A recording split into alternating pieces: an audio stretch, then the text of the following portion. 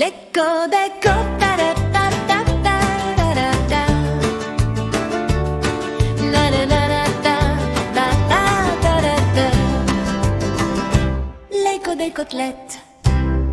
Alors, voyons voir. Le lait pour le café du matin, la crème pour la soupe de ce soir, le yaourt. Tiens, et ce morceau de comté qui me fait de l'œil. Il a l'air bon. C'est fou quand on y pense. On ouvre le frigo et on a toute cette famille de produits, et tous nés du même ingrédient de base, le lait. Oui, c'est vrai. On les consomme sans même y réfléchir, mais le voyage entre la vache dans son pré et, disons, ce beurre demi-sel sur ma tartine, il est absolument vertigineux. Comment est-ce qu'on arrive à une telle diversité de goûts, de textures? C'est précisément la question au cœur de la pile de documents qu'on explore aujourd'hui. L'idée, c'est un peu de cartographier cet univers, de suivre le fil de ces transformations. D'accord. La mission, si on veut, c'est de décortiquer ce que ces articles et fiches techniques nous apprennent sur la science qui se cache derrière chaque produit. On va partir de la matière première, comprendre comment on la métamorphose, Comment on l'a choisi? voilà, comment on apprend à la choisir via les labels, comment on évite de la gâcher en la conservant bien, pour finir sur la façon dont elle peut transformer un plat en cuisine. C'est un parcours en plusieurs étapes, du champ à l'assiette. Un parcours qui commence donc par les bases. Un des documents que vous avez fournis, il propose des définitions très claires. C'est un bon point de départ, je trouve. Oui, Le lait, bon, c'est simple, c'est la matière première brute. De la vache, la chèvre, la brebis. Mais dès qu'on le transforme, ça explose dans tous les sens. Pour le fromage, les notes parlent de lait coagulé, égoutté, puis affiné. 3 mots qui cachent des mois, voire des années de travail. Et chaque mot est une étape cruciale. Pour les yaourts, on est sur un autre processus, l'encensement. Là, on introduit volontairement des bactéries vivantes dans le lait, des ferments, qui vont travailler pour nous. C'est fascinant. Pour la crème, le procédé est purement mécanique. On fait tourner le lait très très vite pour que la partie la plus légère, la plus grasse, remonte. C'est l'écrémage, c'est juste de la physique, une question de densité. Et le beurre, alors c'est l'étape d'après, on prend cette crème et on la bat. On la bat jusqu'à ce que la matière grasse se sépare du liquide, le barattage. J'ai essayé une fois avec un bocal, c'est épuisant mais ça marche. ah oui, hein. Oui. Bon, ces définitions posent le décor. Mais là où ça devient vraiment bluffant, c'est quand on plonge dans les détails de fabrication que décrivent les sources. Ce qui est fascinant, et qui ressort de plusieurs articles, c'est que l'humanité a développé ces techniques de manière empirique, pour un but tout simple, conserver le lait. Ah, à la base, c'était juste ça, une question de conservation. Oui, le fromage ou le yaourt, avant d'être des plaisirs, c'était des moyens de stocker les nutriments du lait. Aujourd'hui, bien sûr, c'est une science ultra contrôlée. Prenons le lait qu'on achète en briques, les fiches techniques expliquent qu'il est d'abord standardisé. Pour garantir un taux de matière grasse constant, c'est ça, entier, demi-écrémé? Exactement. Et ensuite vient le traitement thermique. Ah oui, la fameuse pasteurisation ou la stérilisation UHT.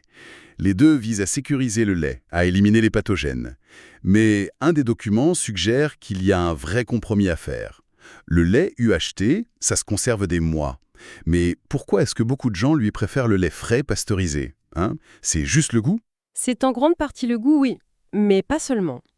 La pasteurisation, c'est un chauffage plus doux, autour de 72 degrés Celsius pendant 15 secondes. C'est rapide. Très.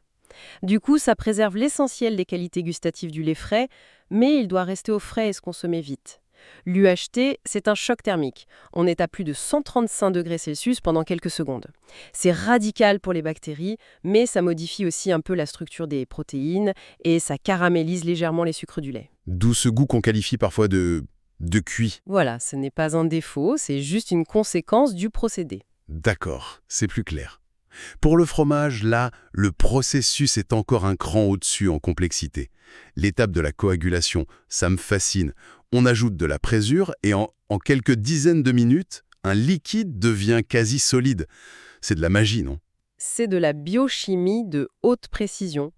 Un des articles que vous avez partagé décrivait ça de façon très imagée.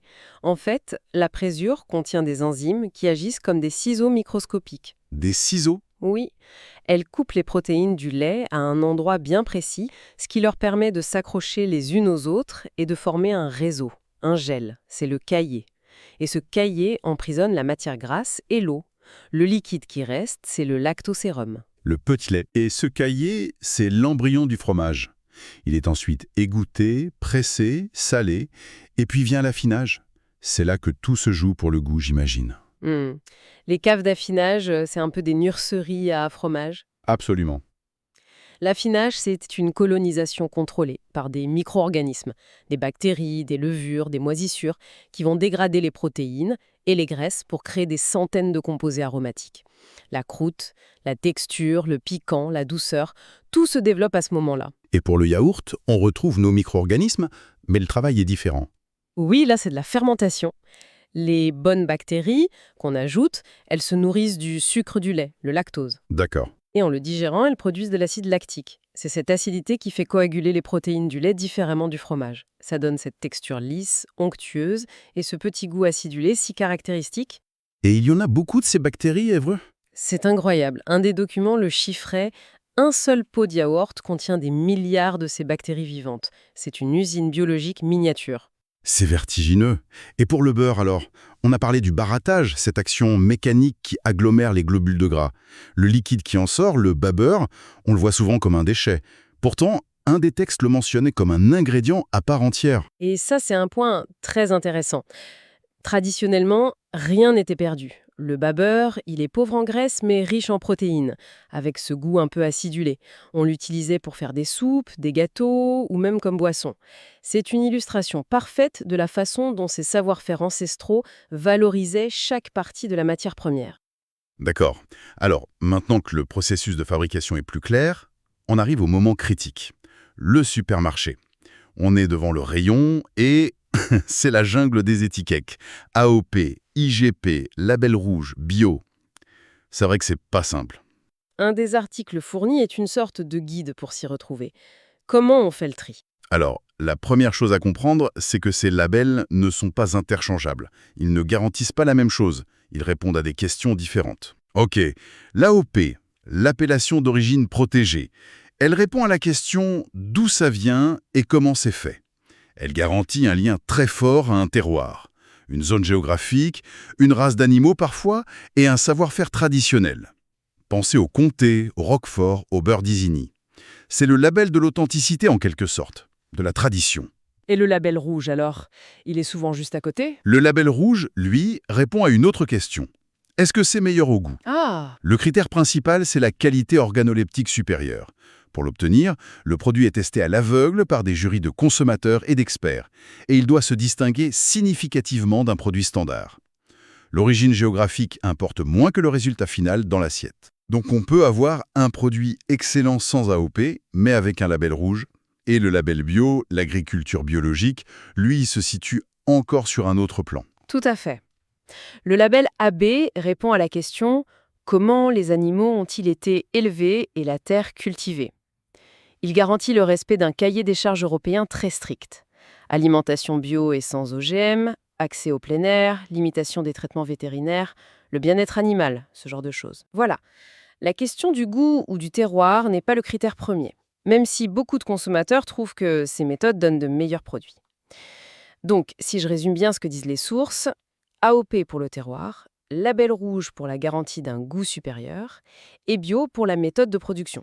C'est ça? C'est une excellente synthèse. Et oui, un produit peut tout à fait cumuler. On peut trouver un fromage AOP et bio. C'est un double engagement. Comprendre cette grammaire des labels, en fait, c'est se donner le pouvoir de choisir en fonction de ses propres priorités. C'est un excellent plan. Une fois le produit choisi et ramené à la maison, un autre défi commence, la conservation. Je dois avouer que mon frigo est parfois un cimetière pour fromage mal emballé. On est beaucoup dans ce cas. Les documents sont très clairs sur une règle de base. La chaîne du froid et une température entre 0 et 4 degrés Celsius, idéalement. C'est le b.a.-ba. Mais la sensibilité de chaque produit varie énormément. Et la raison principale, c'est sa teneur en eau. Plus un produit laitier est riche en eau, plus il est un terrain de jeu favorable pour les micro-organismes. Exactement. C'est pour ça qu'un yaourt ou un fromage frais se conserve bien moins longtemps qu'un parmesan. Logique. Pour le lait, la crème, les yaourts, les consignes sont assez simples. Bien refermer et respecter la date limite de consommation. Mais pour les fromages, c'est plus technique. Les pâtes molles, comme le camembert, et les pâtes pressées, comme le gruyère, n'ont pas les mêmes besoins, j'imagine. Non, pas du tout. Une pâte molle doit être protégée du dessèchement, mais elle doit aussi pouvoir respirer un peu, pour ne pas macérer. L'idéal, ça reste son papier d'origine. Pour une pâte dure, le grand ennemi, c'est l'air qui la dessèche. Un film alimentaire bien appliqué ou une boîte hermétique, c'est moins. D'accord. Un des articles donnait une astuce, stocker les fromages dans le bac à légumes du frigo. L'humidité y est un peu plus élevée et plus stable. Ah, pas bête ça. Et pour le beurre, le document mentionne un piège très spécifique, c'est une éponge à odeur. Ça me rappelle une tragédie personnelle impliquant un morceau de beurre et des restes de pain à l'ail dans mon frigo. Ah non, Le petit déjeuner du lendemain était mémorable. c'est le piège classique. La matière grasse absorbe très facilement les molécules odorantes. C'est pour ça qu'il est crucial de le laisser dans son emballage bien fermé ou dans un beurrier hermétique. Ça évite les petits déjeuners surprenants. Leçon apprise. Bon, maintenant qu'on sait les fabriquer, les choisir et les conserver, passons à la partie la plus réjouissante, la cuisine. Enfin, Les sources listent une quantité d'usages qui vont bien au-delà de l'évidence. c'est là que la diversité dont on parlait au début prend tout son sens. Chaque produit a des propriétés physiques uniques qui lui donnent un rôle spécifique en cuisine. Le lait, par exemple, c'est bien plus qu'une boisson. C'est la base de tout. C'est le liant, la base liquide des appareils à quiche, à flan, à gratin et bien sûr de sauce mère comme la béchamel. La crème, elle, c'est la reine de l'onctuosité.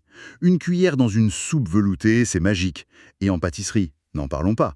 De la crème brûlée à la chantilly, c'est elle qui apporte la rondeur, le gras qui véhicule les saveurs. Et le beurre a un double, voire un triple rôle. En pâtisserie, il est structurel. C'est lui qui donne le feuilletage à un croissant, le sablé à un biscuit. Bien sûr, en cuisson, il est excellent pour les chaleurs douces, car il colore et donne ce goût de noisette. Et une des notes techniques mentionnait le montage au beurre. Ajouter un morceau de beurre froid dans une sauce chaude en fin de cuisson hors du feu. Ça l'épaissit, ça la rend brillante, une finition de pro. Exactement. Pour les fromages, au-delà du plateau, c'est un ingrédient à part entière. Le gratin, c'est l'exemple parfait, mais ça va bien plus loin. Dans les sauces pour pâtes, les soufflés, même les desserts, comme le cheesecake, qui est construit autour du fromage frais. Et on termine avec l'usage, peut-être le plus surprenant souligné par les sources, celui des yaourts et lait fermenté en marinade. Ah oui. Ah, j'ai lu ça. L'acidité lactique a la particularité de décomposer en douceur les fibres de la viande, ce qui l'attendrit incroyablement. C'est le secret du poulet tandoori indien, par exemple. J'ai aussi noté cette astuce dans un des articles, remplacer une partie du beurre dans un gâteau par du yaourt. Ça apporte un moelleux incroyable tout en allégeant la recette. C'est brillant. Ça montre vraiment qu'il n'y a pas de limite, quoi. Chaque produit a vraiment sa signature. Un gâteau au yaourt n'aura pas la même texture qu'un 4/4 pur beurre, mais les deux sont délicieux. C'est juste une question de choisir le bon produit pour le bon usage. Ce qui me frappe au terme de cette exploration, c'est de réaliser à quel point, à partir d'un seul liquide blanc à l'origine, l'ingéniosité humaine a su créer un spectre quasi infini de saveurs et textures. C'est vrai. On a vu que des processus comme la fermentation ou l'affinage, c'est pas juste des recettes, c'est la gestion d'écosystèmes microbiens complexes. On a décrypté le langage des labels et on a quelques clés pour mieux les conserver. C'est tout un monde dans notre frigo, en fait. Un monde qui repose sur une maîtrise fine de principes biologiques et physiques. La fermentation, comme on l'a vu, c'est bien plus qu'une technique pour faire du yaourt. Historiquement, c'était une méthode de conservation. Oui, pour rendre le lait digeste et le stocker. Voilà, bien avant l'invention du frigo. Le fait que ça développe en plus des arômes complexes, c'était presque un bonus. On l'oublie complètement aujourd'hui, avec nos dates de péremption imprimées. Et en reliant un peu tous les points qu'on a vus, aujourd'hui, on parle beaucoup d'innovation alimentaire, de durabilité, de lutte contre le gaspillage. Et si on regarde ce que nous apprennent les sources sur la transformation laitière traditionnelle, on voit une optimisation incroyable. C'est-à-dire, Le petit lait du fromage était utilisé, le bas beurre du beurre aussi, rien n'était jeté. Alors, la question qui me vient, c'est la suivante. À l'heure où l'on cherche l'alimentation du futur, dans quelle mesure est-ce que la redécouverte de cette logique ancestrale, de cette valorisation totale, ne pourrait pas être la plus moderne des innovations ? L'écho d'écho, ta-da-ta-ta-ta-da-da. La-la-la-la-ta, la-la-ta-da-ta. L'écho des côtelettes.